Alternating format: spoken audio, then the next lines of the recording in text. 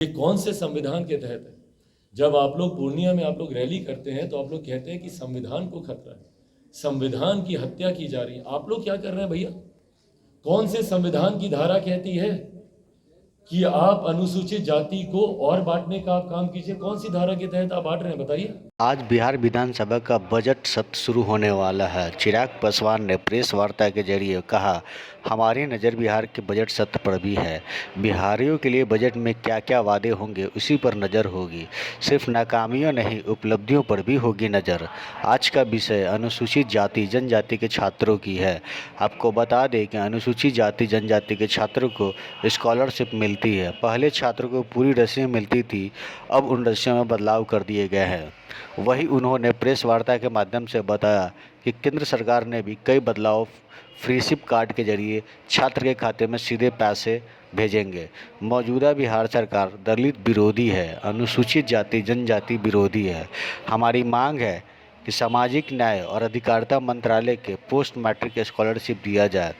वहीं उन्होंने बताया कि नीतीश कुमार दलित विरोधी सरकार का नेतृत्व कर रहे हैं। और आप जाइए, जाकर स्थानीय प्रशासन से पूछिए तो अधिकांश जगहों पर तो उनको पता ही नहीं है भैया कि इसका नोटिफिकेशन क्या है। परिणाम स्वरूप इसका लाभ उन लोगों को मिलता है। बिहार में कोई ऐसी जगह नहीं है जहां पर हत्याओं में लोक जनशक्ति पार्टी, रामविलास, मैं खुद या हमारे पार्टी के नेता नहीं जाते, जिसमें अधिकांश दलित परिवार भी हैं। मैं कल रात भी गया था भैया, गया जहाँ एक चंद्रवंशी परिवार में हत्या हुई, वहीं एक पासवान, अरुण पासवान, उनकी हत्या कर दी गई। कितनी ऐसी हत्याओं में लाभ मिल रहा है। इसीलिए हम कहते हैं भैया, मुख्यमंत्री नीतीश कुमार जी की सोच पूर्णतः दलित विरोधी है। बिहार में हम लोग जब दलित कहते हैं, क्योंकि मुख्यमंत्री जी ने बंटवारे की राजनीति को इतना साधा है कि आपको बार बार दो शब्दों का आपको उपयोग करना पड़ता है, दलित के साथ महादलित भी कहना पड़ता है। ये कौन से संविधान के तहत है? जब आप लोग पूर्णिया में आप लोग रैली करते हैं तो आप लोग कहते हैं कि संविधान को खतरा है, संविधान की हत्या की जा रही है। आप लोग क्या कर रहे हैं भैया? कौन से संविधान की धारा कहती है कि आप अनुसूचित जाति को और बांटने का आप काम कीजिए? कौन सी धारा के तहत आप बांट रहे हैं, बताइए। उन्होंने कहा कि अनुसूचित जाति जनजाति से आने वाले लोगों को टारगेट किलिंग कर मारा जा रहा है। दलित युवा युवती के साथ हत्या दुष्कर्म के मामले आ रहे हैं। वहीं उन्होंने कहा कि मुख्यमंत्री ने बिहार में बंटवारे की राजनीति की है। जो मुख्यमंत्री बंटवारे की राजनीति कर रहे हैं वह पूर्णिया में संविधान बचा रहे हैं। इस देश में कभी भी संविधान की हत्या नहीं हो सकती। ऐसी बातें आपकी सोच को दर्शाती है मुख्यमंत्री जी। वहीं उन्होंने कहा कि छात्रवृत्ति छात्रों के खाते में जाने की वजह है हर जगह जाती है। केंद्र के पैसों का सरकार इस्तेमाल नहीं कर पाती है। बिहारियों को बरगलाने और भ्रमित करने के लिए नीतीश करते हैं विशेष राजकीय दर्जा की मांग। सरदार से हमारी मांग है इस विषय को गंभीरता से लिया जाए। बल्कि संविधान तो दलित शब्द का उपयोग भी नहीं करता है। संविधान सिर्फ अनुसूचित जाति जनजाति की बात करता है। बोलचाल की भाषा में जरूर हम लोग दलित शब्द का हम लोग उपयोग कर लेते हैं, पर आपने तो उसको भी आगे बांटकर महादलित कर दिया भैया। ये कौन से संविधान के तहत आपने किया? एक प्रदेश के मुख्यमंत्री होने के नाते आपकी जिम्मेदारी है कि पूरे प्रदेश को आप एक साथ लेकर चलें, एक साथ मुट्ठी में बांध कर चलें। आप उसी में विभाजन करने का आप काम कर रहे हैं। तो बंटवारे की राजनीति आप कर रहे हैं कि नहीं कर रहे हैं? दलित महादलित हो, पिछड़ा अति पिछड़ा हो, कभी लवकुश करिएगा, कभी कोरी कुर्मी करिएगा, कभी अगड़ा पिछड़ा करिएगा। आप तो पुरुष महिला में बांटने का काम करते हैं भैया। क्या बयान दिए थे आप जनसंख्या को लेकर पुरुषों के बारे में? तो जो मुख्यमंत्री बांटने की राजनीति कर रहे हो, वो लोग जाकर बोल रहे हैं भैया कि संविधान की हत्या हो रही है। किस तरीके की बातें आप कर रहे हैं भैया उस मन से? आपको लगता है कि देश में कभी संविधान की हत्या होगी? क्या भारत का संविधान इतना कमजोर है कि हत्या कर दी जाएगी? इस तरीके की बातें आपकी सोच को दर्शाती हैं। परिणाम स्वरूप भाई, जब आज आपको सही में बिहारियों से जुड़े हुए ज्वलंत विषयों पर आपको चर्चा करनी चाहिए। बढ़ते बिजली के दामों को लेकर आने वाले दिनों में हर प्रखंड पंचायत तक प्रदर्शन किया जाएगा। वहीं चिराग पासवान ने संभावना जताई है कि लोकसभा और विधानसभा के चुनाव एक साथ हो सकते हैं। महागठबंधन की रैली का एक ही उद्देश्य है, मोदी को नीचा दिखाओ। मनीष सिसोदिया की गिरफ्तारी पर चिराग ने यह कहा, यह चलता रहता है। सुधाकर सिंह ने कहा है कि नीतीश को हटाकर राष्ट्रपति शासन लागू करना है और फिर से चुनाव करवाना है।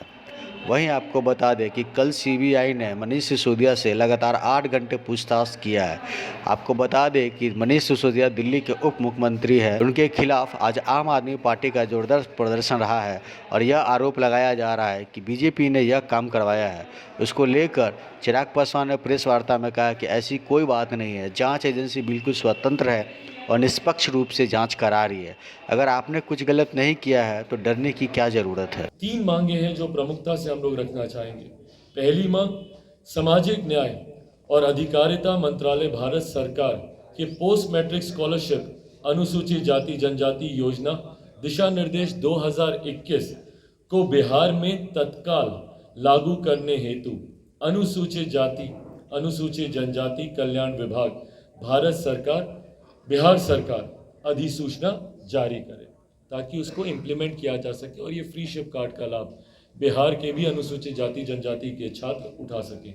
दूसरी मांग, पोस्ट मैट्रिक स्कॉलरशिप एससी योजना दिशा निर्देश 2021 के प्रावधानों के अनुसार योग्य अनुसूचित जाति के विद्यार्थी को फ्री शिप कार्ड जारी करने तथा पूर्ण ट्यूशन फी, हॉस्टल फी एवं अन्य अनिवार्य फी का भुगतान डीबीटी के माध्यम से छात्रों के बैंक खाते में करने का निर्देश SC/ST कल्याण विभाग बिहार सरकार अपने अधिकारियों को करने के लिए कहे।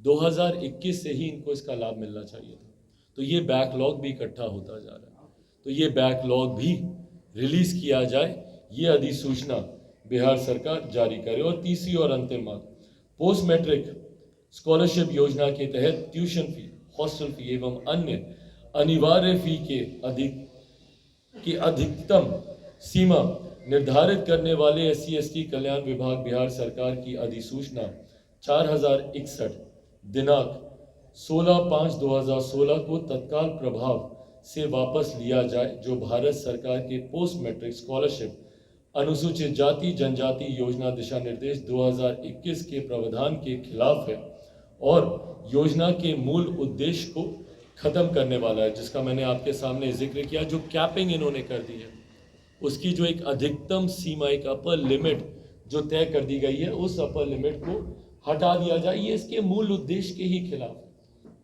जिस उद्देश्य के साथ इस योजना को बनाया गया, उसमें अगर आप इस तरीके से कैपिंग कर देंगे तो उस उद्देश्य को ही हम लोग पूरा नहीं कर पाएंगे। विरोधी सरकार का नेतृत्व कर रहे हैं।